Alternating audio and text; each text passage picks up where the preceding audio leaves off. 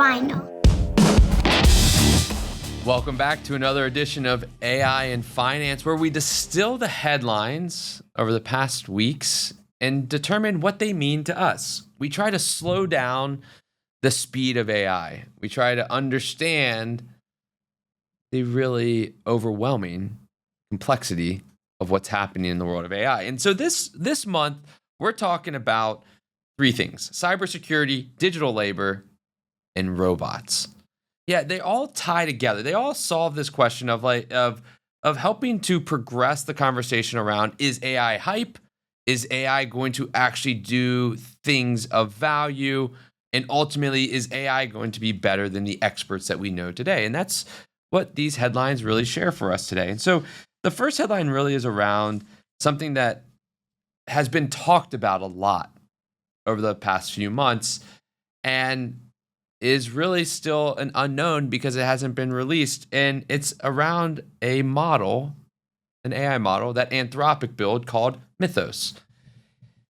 I mean, this one was too dangerous to release, they said. So instead of releasing this one, they released a less valuable and useful model, Opus 4.7, to hold Mythos on the shelf because it was just too dangerous. Now, granted, Opus 4.7 is one of the most dynamic, amazing models that I have ever used. It is fantastic, but they said, even internally said, that it was worse than Mythos, and they decided to launch it instead of Mythos because Mythos was a little bit too dangerous.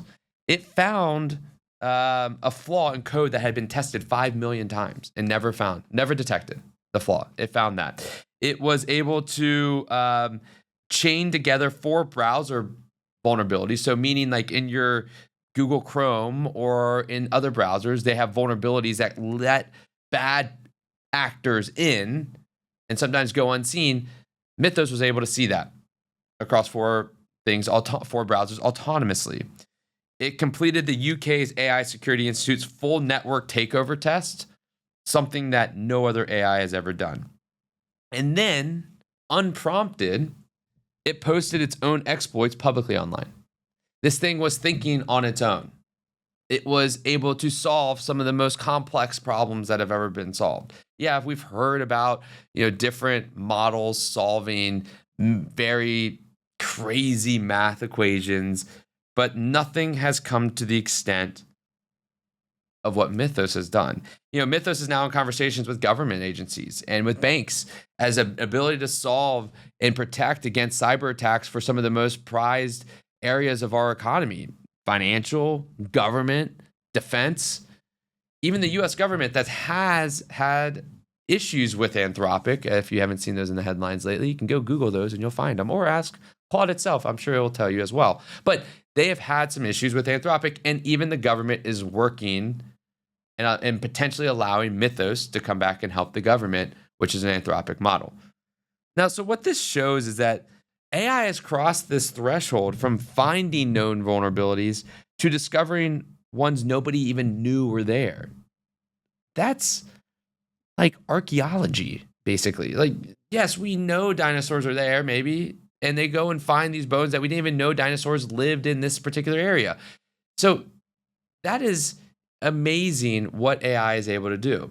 And it's maybe even better than an archaeologist, because archaeologists at least know they're searching for something. AI, what Mythos has done, is doesn't even know we're searching for something and find something that we didn't even know we were searching for. Now, you say that statement is confusing, and that's how crazy this whole thing is, right? I think of it as like a locksmith. This may be a better example, who can pick a few locks, right? They can go pick a few locks. What Mythos has now been able to show is it's a master key that opens every door in the building. Every car door, every door in the building, it opens. And I think that, other labs may be a little bit behind it, but they're not that far behind it. And so we say, well, Matt, this is like super scary that you're telling us, man. Like, can you back off? And I say, yes, I want to make you aware of what's going on. And I think that it is scary on the surface. The headlines are scary. What I just presented is scary. But there's also another reality that has a positive light to it as well. And we have to remember that there is no one side on any of these conversations. There's always a pro and there's a con. And it's up to us as a society to determine if the positives are outweighing the negatives. And I think when you look at Mythos, there's a lot of opportunities. The opportunity for us on a cybersecurity. Can we fight the bad attackers faster? And you say, well, Matt, they have access to it. Yes, but if we have access to it as well, we're at least fighting on a level playing field. It's never been level before from a cybersecurity and a safety standpoint. That is exciting to me, right? The ability to detect vulnerabilities more proactively allows for us to have, if there are attacks, for them to be shorter. Again, another opportunity, less impact, less data extracted. All of that is a positive and meaningful impact on us. And so when you think about it from like a wealth management standpoint, what does this mean for us? Think about vendor risk assessments. Like those become obsolete, right? Mythos can do that in a heartbeat, like within seconds. We don't even need to do those because they should be being done before we even talk to the vendor. Just by us wanting to go get this technology, we should have the vendor assessment already done. You think about like client data protection. This is something that we have to really think about. This is like the challenge that I think that many of us in wealth management are facing today, is that yes, on the one side, it makes it a little bit easier for us to protect client data because we can build Mythos as like our insurance shield around everything to protect that data. But it also makes it even more existential of a question, right? We know we need to protect data. We know that if data within our firm gets attacked, that puts a major risk on clients staying with us, that they find safety in what we're doing. And so we want to use these new tools, but we need to protect the data. And so it gets us in this conundrum, this paradox that we have. And it's really hard. I don't have an answer for you. I'm exploring that right here with you because we talk about it every day. But I think that the right thing to do, maybe the answer is that you have to just start having the conversation. If you just push it away and say, I'm not going to deal with it, I think that that's the worst thing. We have to start having the conversation. We have to start looking at it. We have to start trying to figure out a solution to move forward. And I think that the other point is that there are firms that are starting to get access to this model. I've heard, I can't confirm, rumor has it that a lot of financial institutions have access to this model. That is going to create a real competitive advantage. There's going to be this ability for them to move farther ahead, faster than other firms that don't. The gap between Opus 4.7 and Mythos is not small. This is one of those like monumental new plateaus, and there's a competitive advantage. So as soon as you can try to have access to it, work to get it, but they're not allowing many people to get it. So that's on the threat side. That's the threat headline. Now let's talk about the opportunity side. The $200 a month employee, and it's not your Google Gemini subscription or your Anthropic Claude subscription or your OpenAI subscription. This is all around Perplexity. Perplexity, as we've talked about, is a wrapper that uses models like Claude's and Anthropic's Opus 4.7, and they launched recently personal computer that has been used by a lot of individuals. This is similar if you have used Anthropic's Claude. It's similar to Claude's Cowork, where basically the AI, you give it access to aspects of your computer and it does work for you on your computer. And the numbers that Perplexity came out with since they've launched this in March are pretty staggering. It's completed $2.8 billion in labor equivalent work for subscribers. That's real money. Internally, Perplexity says it's increased revenue 5x while only growing headcount 34%. That's incredible. And then in its own study, it used benchmarks from McKinsey and Harvard, MIT, and BCG. It saved $1.6 million in labor cost and performed this is what got me. It performed 3.25 years of work in 4 weeks. And you activate it just like with like a few keystrokes, and it can go and perform and do digital work that you're doing today. And it's not a bot, it's a digital worker, and it's $200 a month. And it doesn't just take notes of meetings, it attends them, summarizes them, and executes follow-ups automatically. And so you say, well, now what are we going to do? Like as humans, if it does 3.25 years of work in 4 weeks, what are we going to do? And I'll say this, John Maynard Keynes back in the early 1900s, I've said this before on the podcast, John Maynard Keynes in the early 1900s said that in 100 years, technology and automation is going to make the work week be just about 20 hours, I think was his quote. I don't know anybody out there that's only working 20 hours. Everybody's still working 40 hours, but we have greater technology and greater automation. And the value of that is, I say, I don't know what human work looks like in 10 years. I do know that it's going to look different. And I do know that if we are getting things done that would take us 3.5 years, basically, in just 4 weeks, we are going to find new things to create, new things to do, new things to innovate. And that's going to fill up the time that we have been allotted. And that is the opportunity that we have. Is not to say, gosh, this thing is going to be so bad for us, but rather this thing is going to give us so much opportunity to create. And we as humans are never going to just go and say, well, now my work week's 5 hours. I'm going to go take the other 35 hours and go do something else. We all say we would like that, but human nature, psychology, who we are, doesn't allow for that. We're going to go figure out how to do more, create more value, and create more of an impact. And I think that that's really interesting. And so you ask, well, okay, Matt, thank you for giving me the soapbox on the future of AI and future of work. But what does Perplexity Computer mean for me today? What does it mean in my business? Well, think about like document processing, right?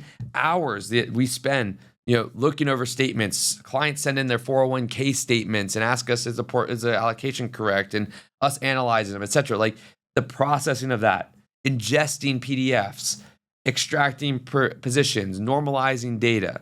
Think about meeting preparation, going to multiple folders, aggregating things together, analyzing it together, doing that automatically for you before you need it. Think about compliance monitoring, right? The ability for the agent on the computer to be able to see, are we doing things compliant? Are we doing things on sites that we shouldn't be doing?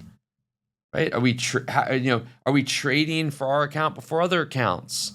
Right? The ability to do some of those things are there. And I think that this, to me, is, again, another great equalizer. We've talked about how AI can be an equalizer. And what I mean by that, it's a great equalizer for small firms versus large firms.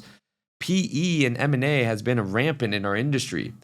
AI creates the ability to level things up. A small firm can innovate, iterate, and act as if they are a large institutional firm without the institutional level costs necessary. They can move faster, be more nimble while having all those resources. I mean, I just thought about what I used recently with Claude Design. I mean, every firm out there could go and use Claude Design to create the most elegant looking PowerPoints that make you look like you are Goldman Sachs. Actually, better than Goldman Sachs, better than JP Morgan. And you can do it literally in 5 minutes. And every firm has access to that. And so that's what I mean by the great equalizer. It's an opportunity, not a threat in my mind. The final aspect that I want to talk about, and the final story that I want to talk about, is what happens when the robots come for the most basic human work of all, the stuff we do at home. And this is an interesting story around how companies are paying people, humans, to train their own replacements. They're paying them pretty good money too. Companies like Tesla, Figure AI, and Agility Robotics, they need one thing. Why robots haven't had their quote unquote AI moment yet is because they're still building the foundation. They need one thing that money directly cannot buy. And that's data. Data on how humans do household chores. They can't buy that data. They got to go and replicate it. So what they are doing is they're paying gig workers in 50 countries to strap cameras to their heads and film them doing laundry, folding shirts, washing dishes. There's a company called Micro One that receives over 160,000 hours of video per month. You're like, wow, that's a lot.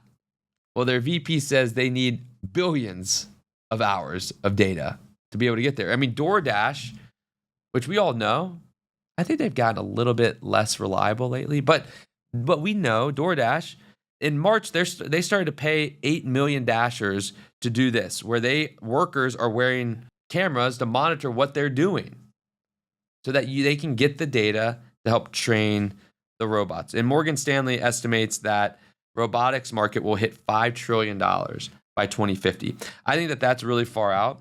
I think that it's actually going to be sooner than that. But I think what you're starting to see, and this is one of those areas where it's like, let's take a break, let's take a breath, and let's realize what we're learning by the era of AI that we're living in today and how it could apply to the next thing. Is it robotics? Maybe. I don't know. Is it VR? Maybe. Is it artificial reality? Maybe. I don't know. But if it is robotics, something is happening that's very similar to what happened to get us to this point in AI, in large language models, in generative AI. These companies are applying the same scaling laws that built ChatGPT. More data equals smarter robots. I mean, ChatGPT went out and gathered their own data to create the most intelligent LLM they could. They knew they couldn't, they ran out of what they could buy, and they had to go and create it. And they did. And it took time, but it eventually evolved into what we know of as ChatGPT. And so that gives me this like line of sight to where robots are. It's not going to happen today. I don't think it's going to happen in a year. It's going to take a few years, but they're starting to do the things that these other companies did to become very transformative in what they are providing to us today. And I think that robots are going there as well. You know, you think about how much is being invested in robotics. I was out at the NVIDIA conference out in San Jose a few months ago, and it was all about robotics. The power of NVIDIA chips and NVIDIA, supplying the power and memory and intelligence to enable robots. That's what it was all about. There were robots everywhere. And then you think about, you layer in AI to help to make these robots more intelligent. And then you layer in this data of how people actually work, and you create something that truly is the next quote thing.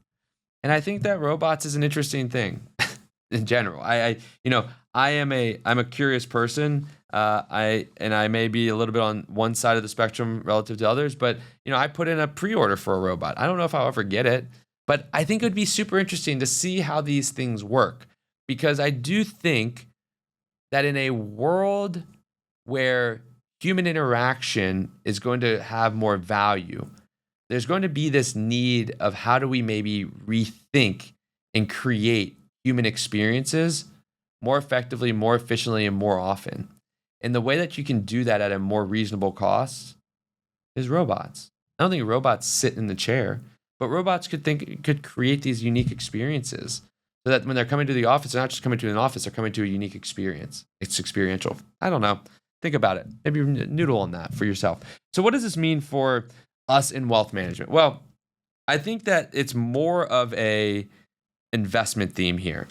That the investment theme is around how do we invest in this trend, right? If AI and chip manufacturers and all these chip providers have run up, where do we invest for the next thing? And I think it may be still early. That's my just thought. I don't know, but there's an investable theme here, I would assume, within robotics. Morgan Stanley had talked about in one of the recent articles that it's about the suppliers, not the robots. And so I think that when you take this theme, you say, okay, if that is the future, there is an investment theme there as well. I think that this like data colonialism is something that's an emerging risk for emerging market portfolios, right? Where wage arbitrage creates political risk, right? So governments may restrict data export from lower wage countries. And so what I mean by that is like if in this desire, in this run up to get data from individuals, folding a shirt in Los Angeles and providing that data for these robotic companies 3 times more than folding one in Chennai. I mean, that's really arbitrage. So like these countries may make it more difficult and more expensive to do. And, that may lead to companies not going into those emerging markets. So I think that you have to look at it that way. And then finally, what is happening with robots is not far from what's happening in wealth management. We've all heard of Altruist and the amazing momentum that they have in our industry. And they launched Hazel, which is an AI planning tool that can read clients' 1040s and pay stubs and account statements and everything of that nature. And so this idea of like, they're training it by reading the data that's there.